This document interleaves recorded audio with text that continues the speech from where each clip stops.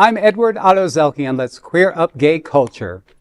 Remembering queer courage, LGBTQ plus resistance during the Holocaust. This LGBTQ plus History Month, queer historians are highlighting stories of resilience long erased from the Holocaust history. A new exhibit at the Illinois Holocaust Museum shines a light on queer victims and survivors, many of whom were women and non-binary people, not just gay men. According to Leah Rauch, the museum's educator director, quote, "I think oftentimes when people talk about this history, they usually focus on cis gay men. But there is a really exciting newish field of study of scholars who are uncovering stories of people who were lesbians, bisexual, transgender, and those really untold stories.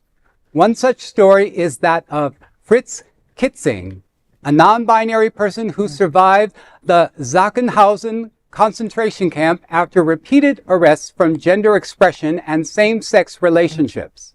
Founder Jake Newsome notes that history is full of queer and trans resistance, from Berlin's once thriving queer nightlife to those who survived against all odds.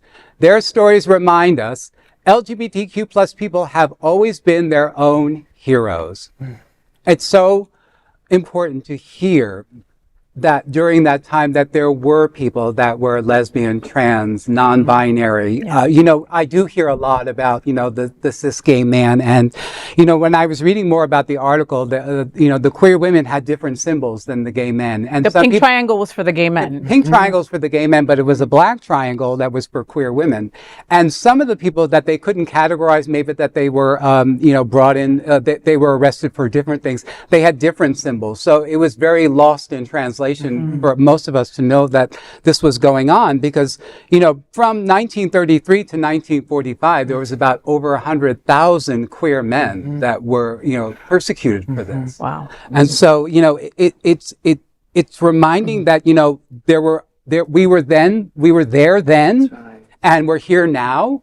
And it's more important that we are hearing those stories from, from lesbian, trans, non-binary people because, they didn't get their voices back then. No. And, Fritz, we stand on your shoulders, dude. Absolutely. You know what I mean? This story completely gave me chills because it reminds us that queer people have always resisted, even when survival seemed freaking impossible.